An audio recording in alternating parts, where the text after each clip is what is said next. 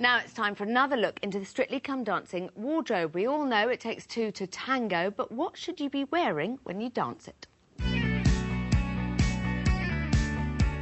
Ballroom tango costume is a full-length gown and should be in red or black or something very dramatic, a bit of lace, pure drama but elegance.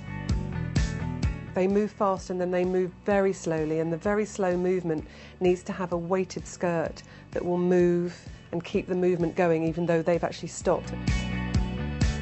One of my favourite girls to dress generally was Kelly Brook, and her tango was a classic red satin dress with a little 40s inspired shoulder. She had short sleeves, which is very unusual, and probably the best gloves we've ever made. Beautiful red satin gloves. She looks stunning. Kelly's tango costume was pretty full on. It had all these little details that made her feel like a different person. Ooh, it was a fairly serious performance. Zoe Ball's tango in black lace over nude was probably one of my favourites. I think it gave drama, passion, romance, and she loved it so much that I think it helped her play the part, because she very much needed to hook onto something to get over her stage fright. From week one, Zoe really had problems with her confidence and her nerves in a live show. But she'd been looking forward to wearing the tango gothic dress so much that when she got to week 7, she really was able to get into the character of the tango. And I think it brought the best out of her. I think quite often there's one or two dresses that break the mould in the tango, and Lisa Snowdon's, for example, was a jade colour with this crazy orange inside.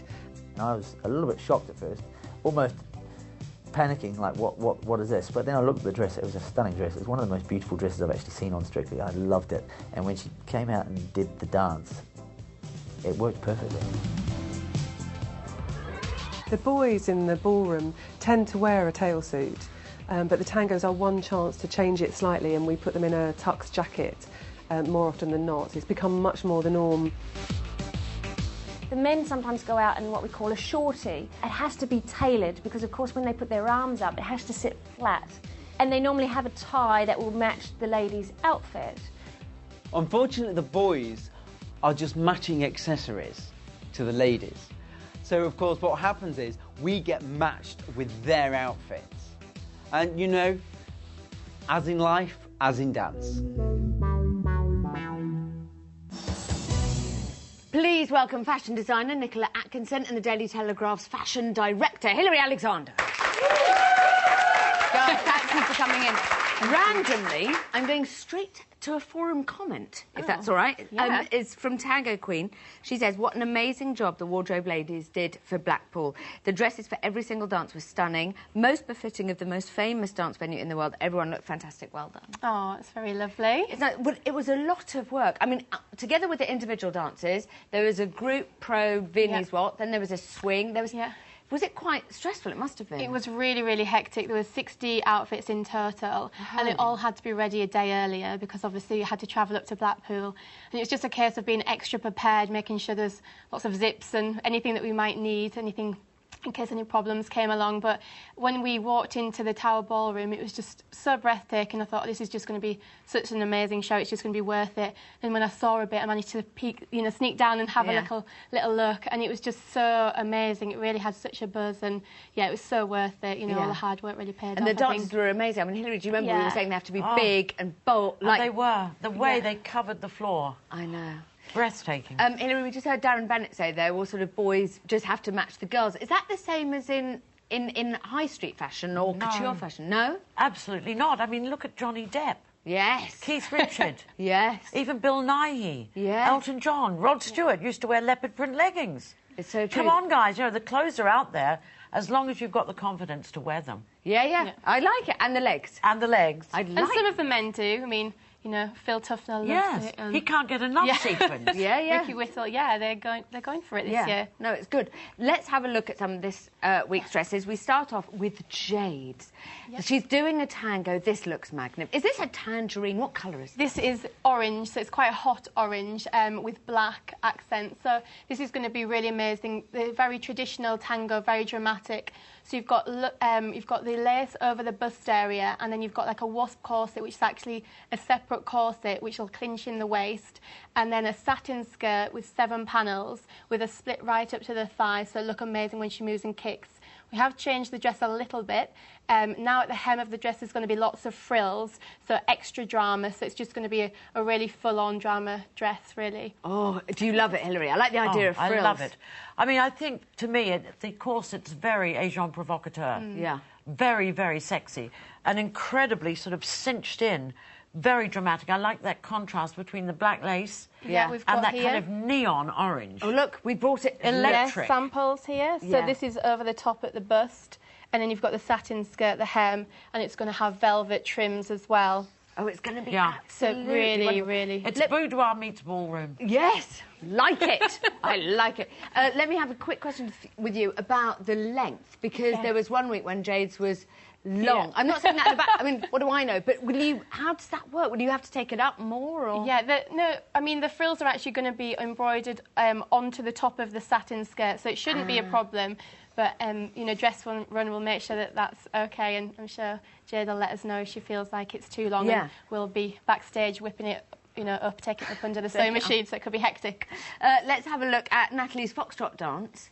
This looks rather... This isn't the colour it's going to be. Is that right? I believe it's turquoise. Talk us through it. Yeah, it's a pale turquoise with gold. Beautiful, beautiful shape. So you've got the halter neck and then a dropped waist, and you've got a georgette skirt, and the body's a stretch lace across the body and a beautiful lace on top of that trailing down the body. And you've got floats for extra movements, which is the hanging pieces from the wrists and the arms, which will move beautifully. She's got the crinoline at the hem, which will give a beautiful kick as she's dancing around the floor. Hilary, what does this remind you of? Because that, to me, it looks like very high-end couture, doesn't it? Yeah, definitely. I mean, to me, this is the epitome of kind of late 40s, early 50s Hollywood glamour. Yeah. Totally. I mean, I would think of somebody like Christian Dior, Oscar de la Renta, possibly Julian McDonald, but incredibly sort of subtle and sexy. Yes. Let's have a look at Layla's rumba dress. Her Pasodoble dress, I mean, was jaw-droppingly good. This looks...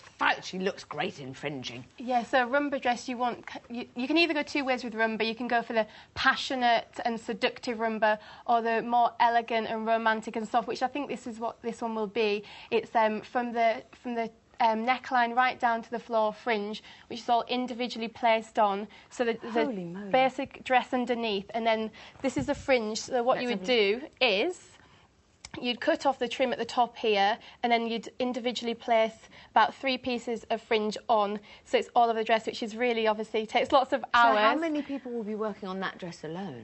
Probably a couple of people will be, doing... Once the dress is constructed, then they'll stick the fringe all over. Why do you put it on individually? I mean... Just for beautiful movement. With this dress, actually, it's fading from a pale peppermint down to a darker green, so it just creates a beautiful graduation of the colours, and it just moves beautifully. It'll really, really work for this dance.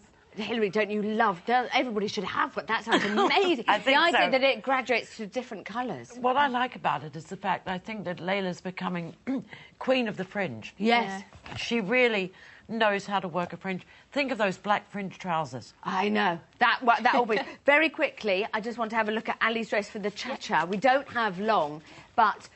By the way, Hilary, when you said mermaid to us last week, that's all I was thinking when she did the Viennese waltz. This is fabulous. Yeah. Nicola, quickly talk us through. Incredible. This is a really traditional Latin dress. I think Ali's been taken over to the dance world. It's really beautiful. Sweetheart neckline. You've got the stone borders at the neckline, and then at the hips, so creating like a bodice. And then you've got another fringe skirt, actually, which, again, will be fantastic for movement. It's going to be amazing. Hilary, quickly, a thumbs up. Very quickly, to borrow from Craig, cha-cha-cha. Ooh la la. I like it. Thank you so much, Nicola and Hilary.